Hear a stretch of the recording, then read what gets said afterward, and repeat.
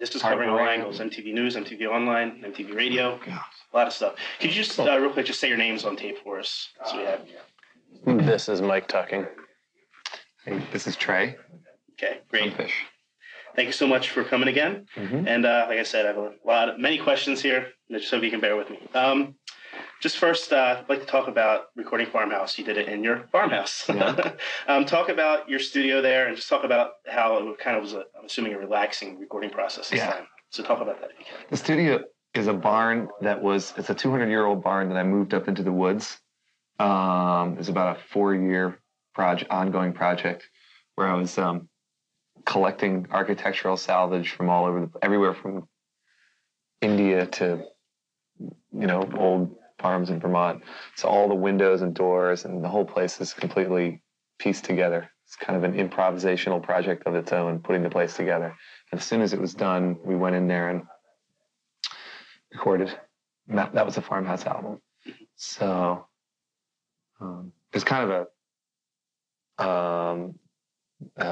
we felt like it was sort of an extension of the way we do those big outdoor concerts, where we build the whole concert from the ground up.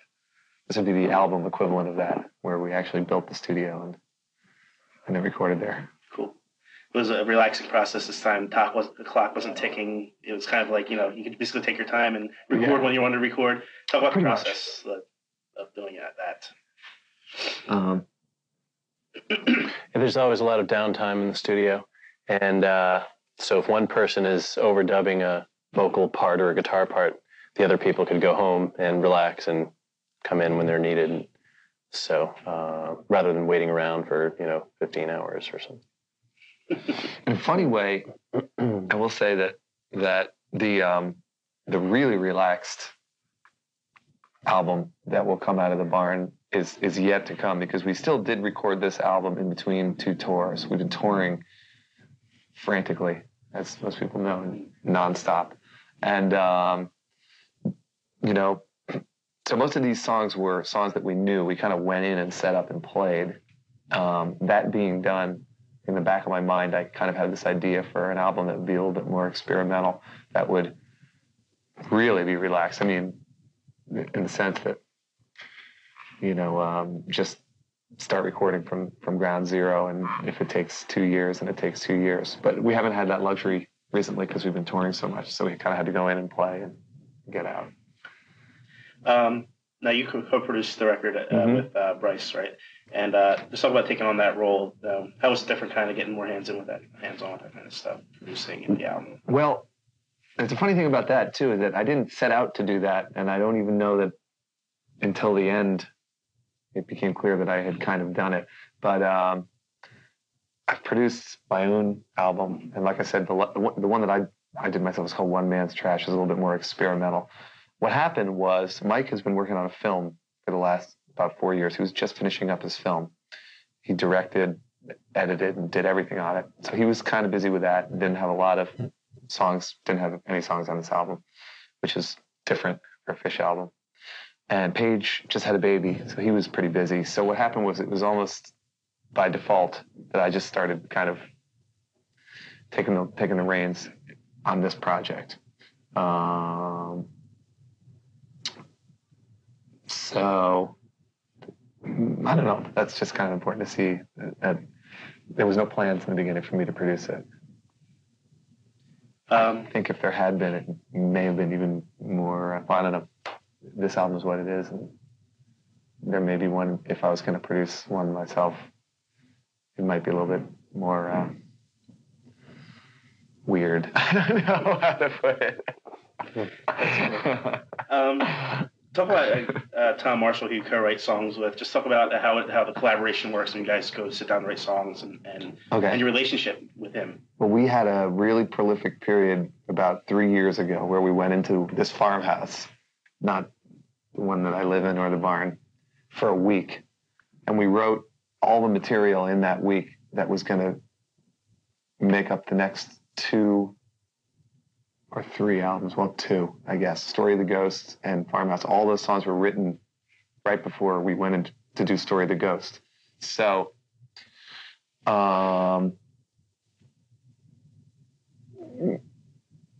what we do is he's got a lot of poetry, that he just writes daily. He's just the person who jots things down. And I've got a lot of musical ideas, and we kind of go in and set up a bunch of instruments. And usually I'll be more the music person. I'll kind of play some drums and play some bass and then grab some poems. And then we'll look at the song and start changing lines and stuff and try to make it into something cohesive. It's pretty much the process. Very cool. Talk about a single that's getting a good amount of airplay right now, Heavy Things. Can you just maybe tell a story behind the song, or maybe recording it? Just kind of a story that people can get a little story behind the single right now. You should tell it. Okay. Let's see, story behind the single. All right, I'll tell you a story behind the single. The first verse about Vanessa calling, that one is about this friend of Phish's, this girlfriend of his. Phish has a really bad habit of, when he was in his heavy dating period, he would set up these dates with this particular person, and she would get all dressed up and ready for him to come, and inevitably he would end up smoking a joint or something and starting to play his drums. And so it wasn't really about her, but it ended up being about her sort of in my mind. It was finally they had this big date. They were going to go on a boat together.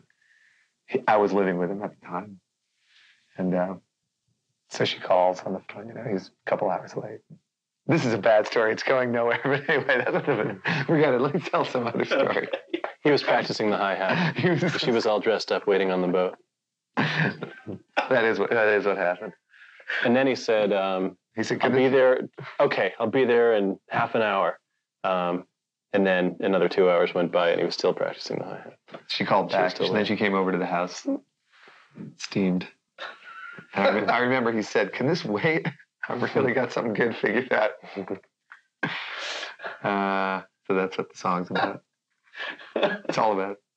All songs are about Fishman. Very cool. Do you guys have a next single in mind that you're probably going to drop the radio? Or? Actually, we don't. We had a big conversation about that last night with the guy, with our Dane from our record company. This is kind of new territory for us, having a single on the radio. So, and it's pretty exciting, Yeah, it's getting a lot of play, more so than the person I've known you guys to get play ever, like on mainstream radio. Yeah, it's a great thing. Yeah. How does it feel like have the song out there? I mean, I hear it all the time, just walking through the office on radios. People have radios playing. It feels good because this is going to sound funny, but we've had singles on albums before that were pushed that we kind of had questions in our mind about whether they had come out very well or how we felt about them. I don't think that we feel that way about this song. So it might sound strange, but it's weird putting, a lot of pushing something that you're not completely invested in from a emotional or spiritual level. Like it's just a little song, but I think all four of us really like it. We've been playing it a lot live, and we're pretty happy with it. So it doesn't seem strange to me to be having it played on the radio. Whereas in the past, especially earlier in our career, when we had this big sort of following going, and the record company was like, we got to get something on the radio, and we kind of go into the studio and record something for the radio, but maybe we felt a little weird about it. I don't think that we really feel that way about this one, so it's okay. That's cool. I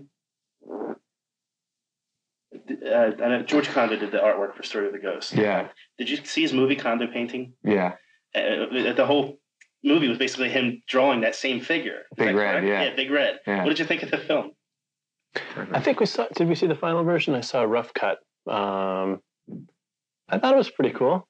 I didn't see it once our song was in it. We have a thing in it, instrumental piece. But I kind of liked it. It was silly and interesting, sort of. It was interesting to see how the art just kind of transformed. Yeah, the original painting was completely covered over by the end. Yeah. He channels those beings. That's his whole from, what are they called? Pods or something. Pods or something, or Omnipods. And I had the task of doing an interview of him for our website.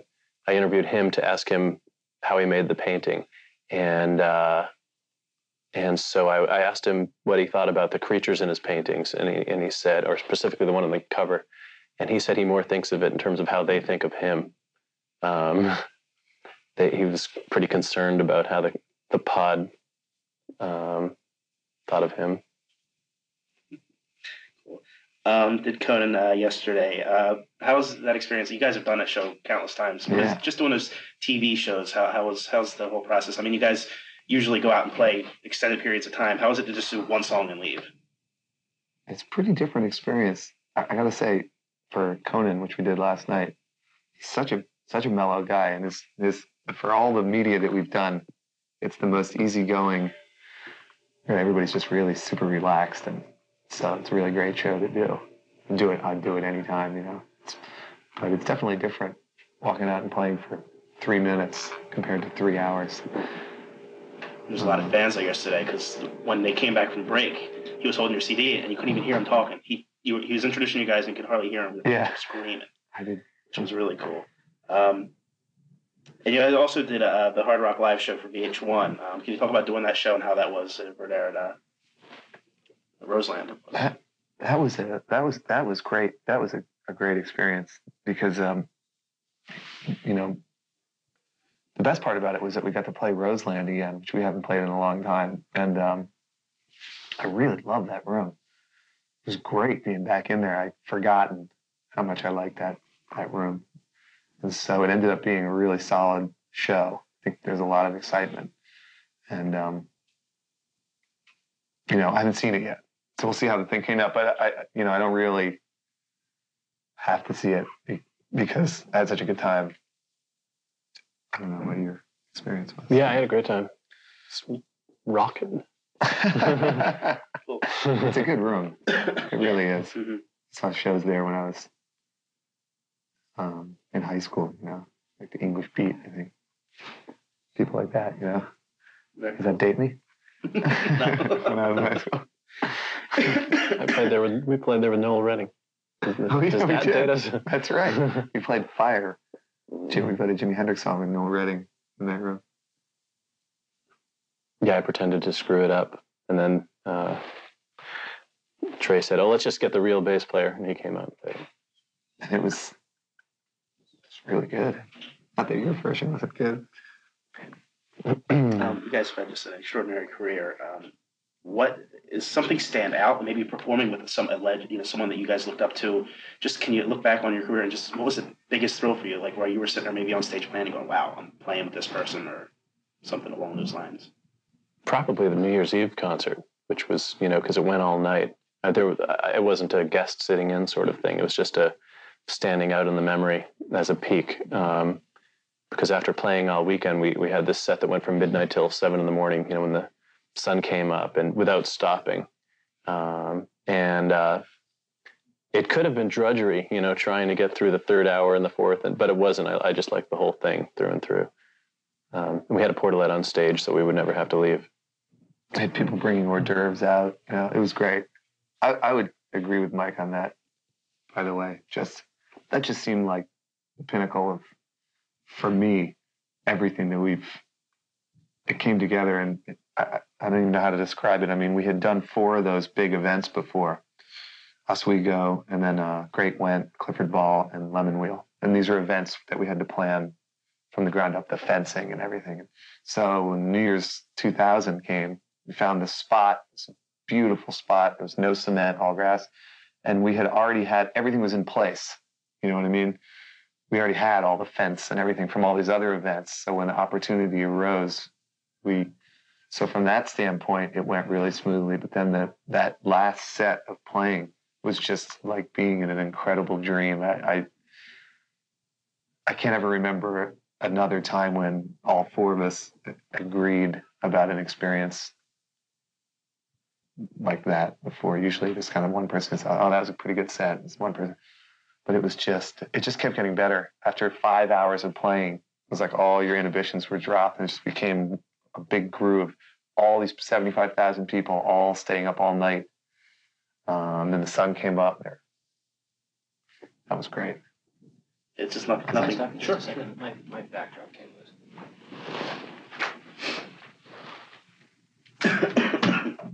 Oh. High tech. I knew something was off. Something's wrong here. Can't seem to figure out what it is. I'm okay whenever you're ready. Okay, good. It's just something that hasn't been done before, that kind of thing. I mean, that's a marathon show. That's like a work day. Yeah. Thing, you know? What was so strange about it, though, was that maybe this isn't strange when you really think about it, was how easy, I've heard people afterwards say, boy, you must have been tired of saying things to Phish, our drummer. How can you play for 8 straight hours? And, but it was like the opposite. It was energizing.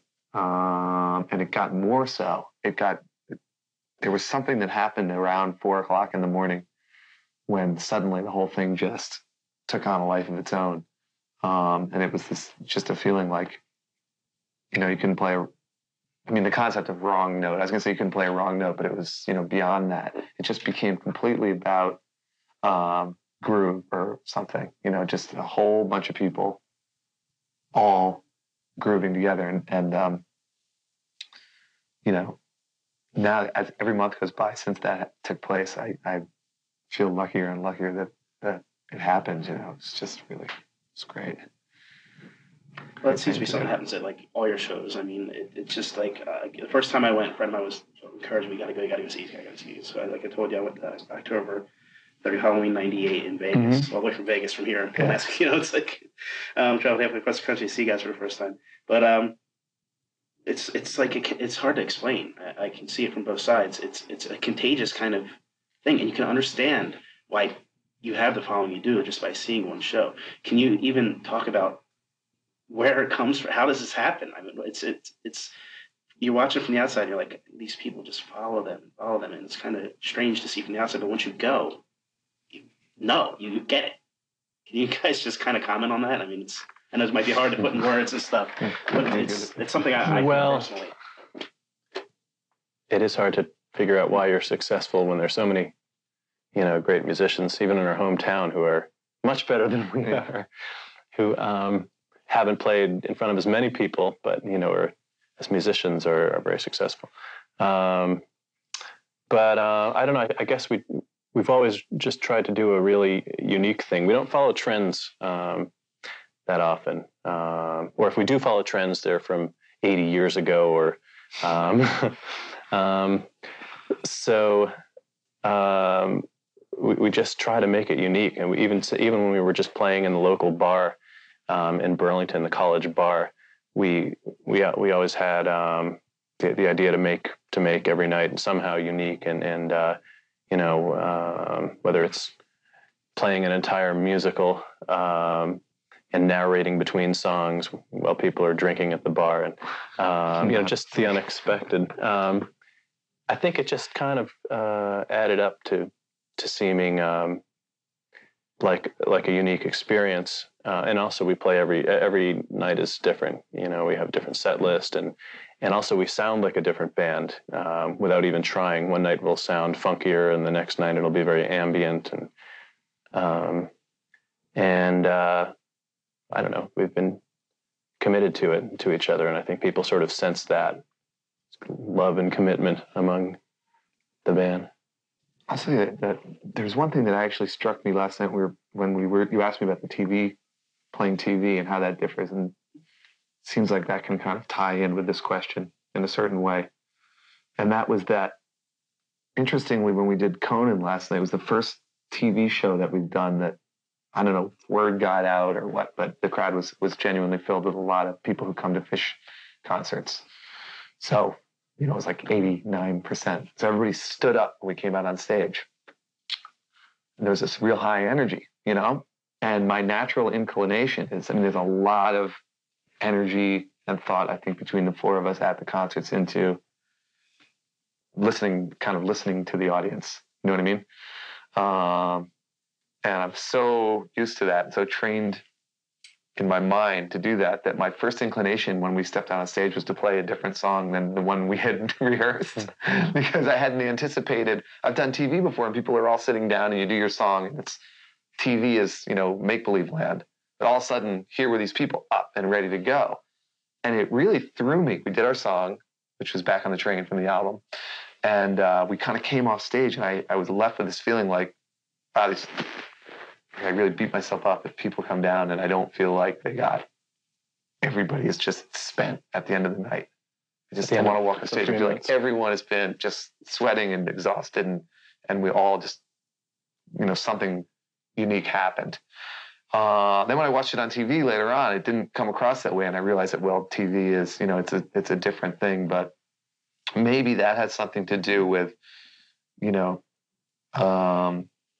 why a lot of people are coming. Maybe it's not because the band is good or the music is trendy or anything like that. But maybe it's something about, we've spent so much time practicing and talking about communication among the four of us with the theory that if we're communicating and listening to each other like a conversation, then that will include other people in the room. And then everyone will be involved as opposed to putting on a show. So maybe just that kind of makes the concert experience different. And that maybe accounts for, if it's not as good, whatever, songwriting or lead guitar playing or whatever as some other band or grooving. Maybe it's made up for by the fact that we're out there focused on having a unique experience that involves everybody in the room. Whatever that may be. And maybe that unique experience is boredom. I don't know. But at least it's real. Real boredom. That's a long answer. That was great. That's great. Anger. Oh, man. I have a lot of stuff to ask. Let me try to get through this quickly. On stage, you guys, like you said, it changes every night. The show changes and just adapts kind of as the crowd. It kind of feels like you guys, like you were saying, there's like a vibe going on. But how do you guys communicate on stage as to what's going to happen? Does it just talk about the jamming aspect of what goes on with you guys?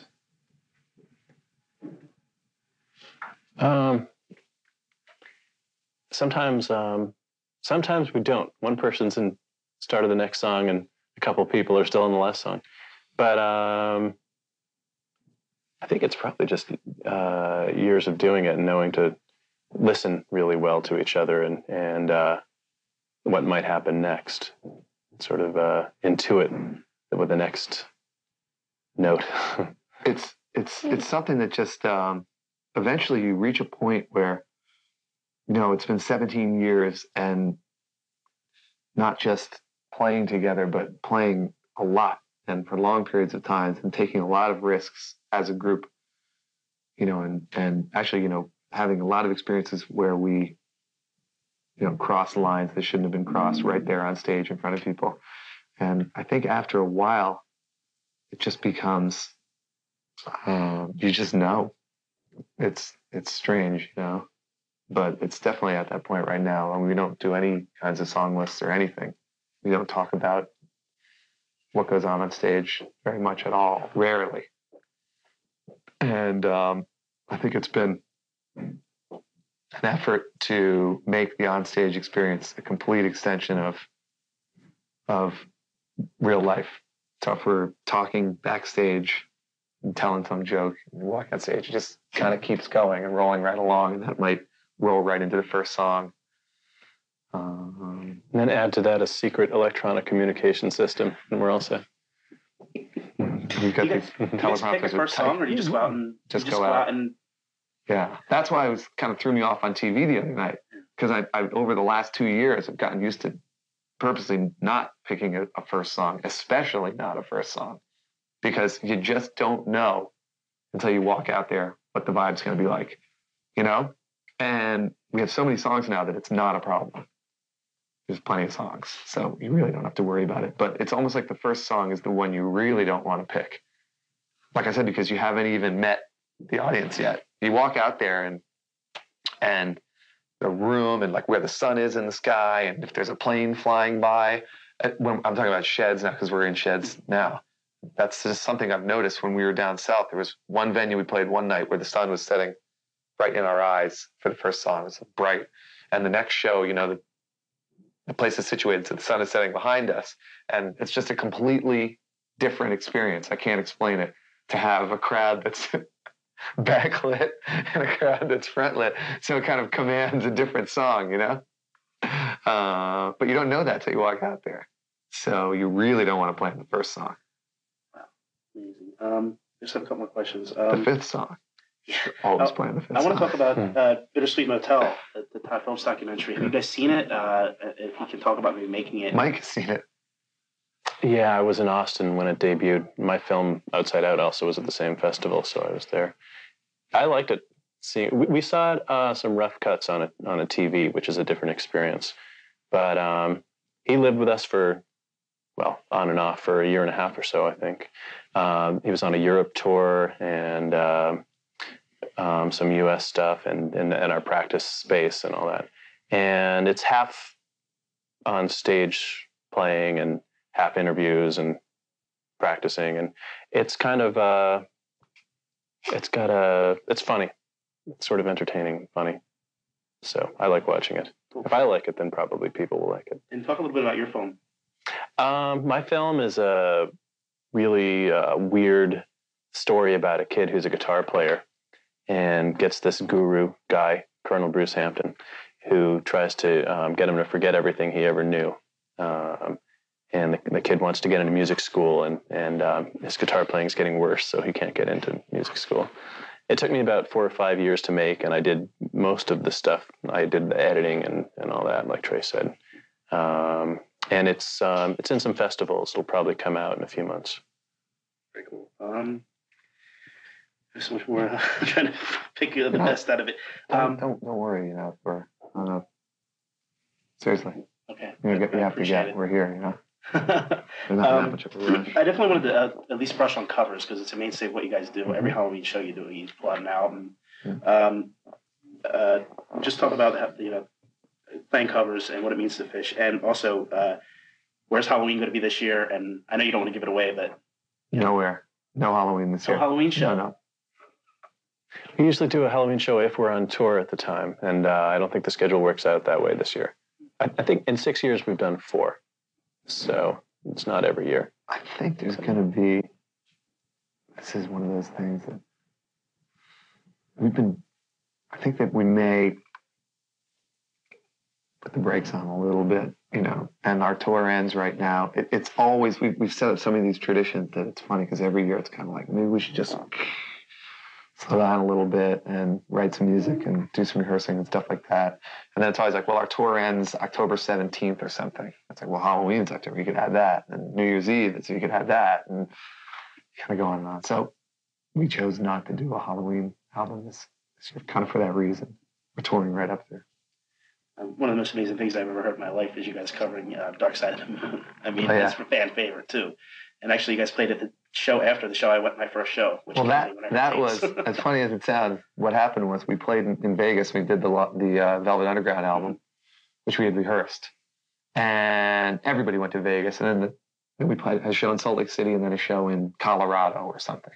So all these people who were kind of following the tour around decided to skip Salt Lake City. It was the only show on the tour that was, you know, like 2/3 empty. So we went up there and it was 4,000 people or something. We felt like here are all these people that a lot of people couldn't get in. You couldn't get tickets to this Halloween show in Vegas. It was really tough. So we felt like we kind of owed them something. So we were backstage and we decided to do Dark Side of the Moon right before the show. So we had a runner go out and get a copy of the album and our tour manager, Brad, write all the lyrics down. So we came off stage for set break, ran through it really quickly, wrote everything on poster boards, all the lyrics, ran back on stage and played it, you know, mistakes and all. So that was a spur of the moment idea. We just did it on a whim.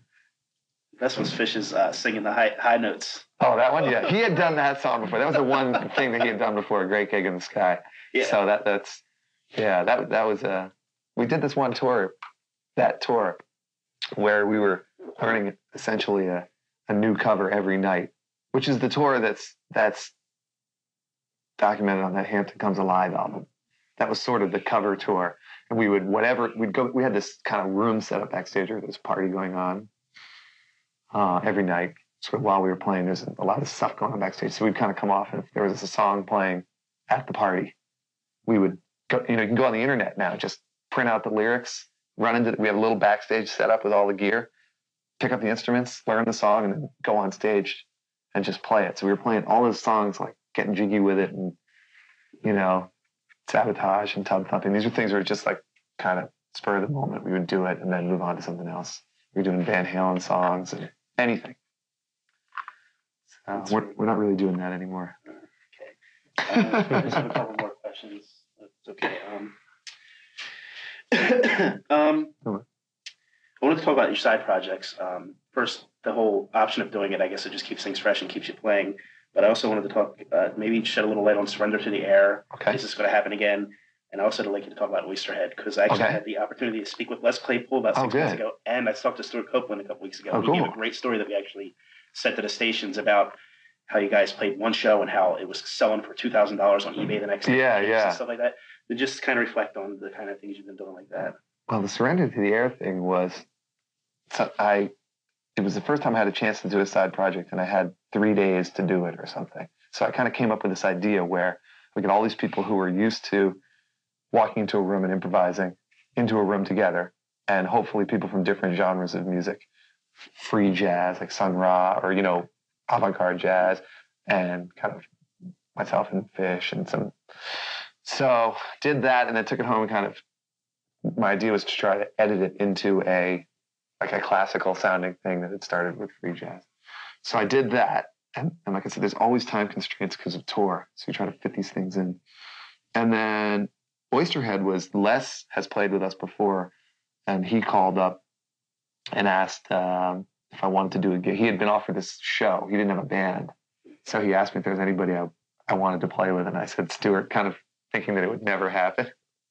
So he called him up, and he wanted to do it, and he hopped on a plane 2 days later and flew to my barn where we recorded Farmhouse, and the three of us just jammed for a couple days, and then took the jams home, and Les and I wrote a bunch of lyrics. Then I flew out to San Francisco. We did it again, and then we went. And so what we did was we wrote a whole night's worth of original music, one show, played it once, and left for tour. A couple of days later, it was great. It was great playing with those guys. I mean, they're Stuart said to me, he said, I live in my my world. I don't know what's going on. I never heard of Phish, much less Primus. He says, and Jesus, that guy can play guitar. So I thought, that guy can play drums. Oh yeah, we all know that. I think that was actually my first concert. I got to tell him. It was Synchronicity tour in '84. It was cool. It was cool. Les and I, kind of playing with Stuart. I don't think he even realized just what a legend he is, among young musicians. Because I just think he's the I just wanted to ask, what's up for the future of you guys? You were talking about you want to do that album, kind of sit down in the Farmhouse and really work on the record. But what's coming up after this tour? What can fans expect from you guys? I think we're sort of carving it out still. It's hard to predict the future, and it's almost as hard to plan it. And we have a lot of different ideas, maybe slowing down a little bit with the touring to give more time for other stuff, and maybe working on a couple ideas for experimental albums. And I don't know. What else? I think, at least when Paige and I have been talking about it, and what we're thinking from me is to actually have a little bit of time where, and this is something we've talked about in practice, where nothing was planned. There's been so much planned for a while now, and we went through a period like in 1987 or something, where we didn't have any gigs really, or very few, and nothing but practice time. And we used to go to band practice on a daily basis with nothing planned. It was like practice in itself was the greatest joy of being in Phish. And when we had nothing planned, we would come up with these ideas. Like for a while, we had a secret language that took us a really long time to develop, where if Mike played a note, it was really incredible. Mike could play a note on the bass that said, I'm going to start a new song, possibly one that we've never played before. And we'd know, and the jam would keep going on. We'd all be listening. And then he'd start that, and then we'd all jump on that. And then there was a signal.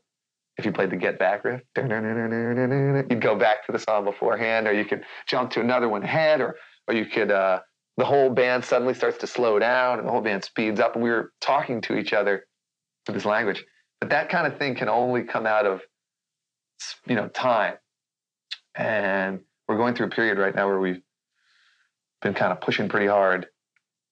And that's what I would like, is to have a little time to let things develop. I think it would be to everybody's benefit, including the fans, if we kind of went through a period where we had nothing. It's nothing planned. Everybody just went and did their thing, and then we just saw what came out of it. I mean, we've talked about, the four of us, like going to a desert island, for 2 months, just like a tape deck. Things like that, crazy ideas, like writing a whole bunch of new music that was written by all the four of us together. So I think that what's going to happen is we're going to go through this fall tour, which ends in October, and then there's nothing planned after that. Right now, we have nothing planned after San Francisco, which is our last show. And I would say we're not going to plan anything.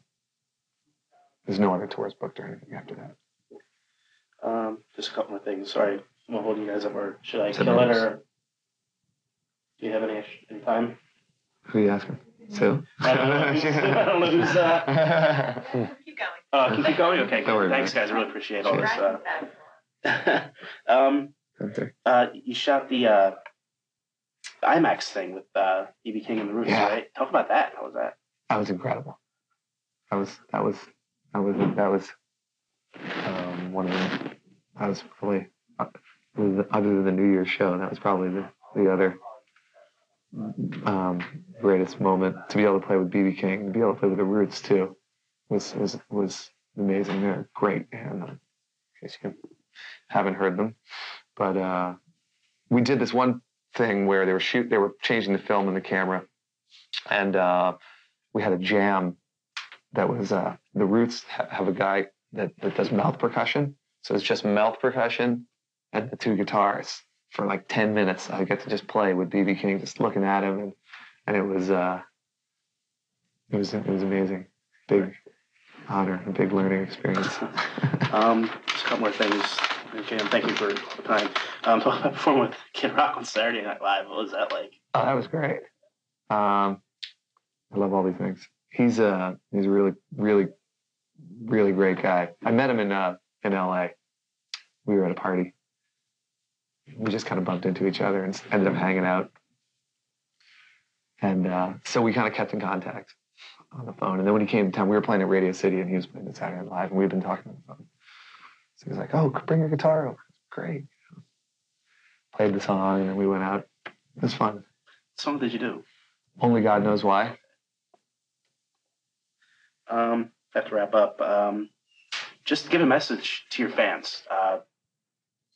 I mean, these people, you have a great legion of following of fans.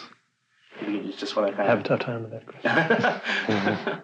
We can skip it if you want to go with something else. That's why I'm looking at you. But you just have such a the fact that you have a tough time with it is why you should answer. Right. Dedicated following that it's something that just doesn't happen with this. We just want to thank everyone for following, for supporting our habit. That's what Phish says. That's a good way of putting it. Supporting our habit. It is unbelievable when you stop. I will say this to the people that. Here's my message to the fans from the bottom of my heart. We just did a show that Ricky Skaggs sat in with us, and we've done shows that Alison Krauss has played with us. I said I played with Kid Rock, B.B. King. One thing that all these musicians say to us is how lucky we are to have the crowd that we have. An audience of people that listens, that's dancing, and that is having a great time. We are so happy about that. It's just the best, and thank you for that. Just the fact that it's even going on. Really, I mean, we played with Ricky Skaggs last week. He came up on stage. And he's a living legend, and he said that when he came off. Just said Sam Bush was there too. They're both, your audience is just, attentive. They're encouraging you to go out on a limb. They want to hear the jam that goes someplace. And it's just the fact that it's even happening in this day and age with music the way it is, to me, is a great thing, and we owe it to the fans. So that's my message: is thank you for making that possible. It's not us, we're just up there playing. Anything else you guys just want to share with us before we depart? You depart? Oh, you have a question. Okay. Yeah. MTV.com is doing an auction of memorabilia that musicians have donated to raise money for charity. And if you could purchase something music memorabilia-wise from a musician, what would it be from an auction?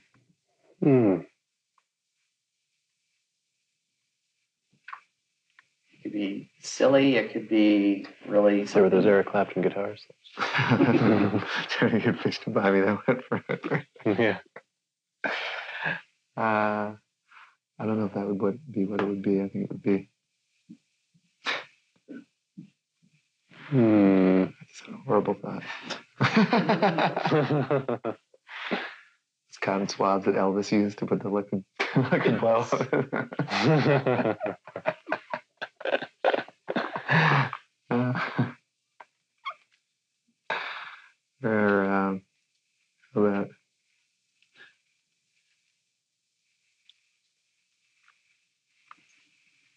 How about the mud shark? The Led Zeppelin mud shark. Carotid carcass. It would have to be something like that.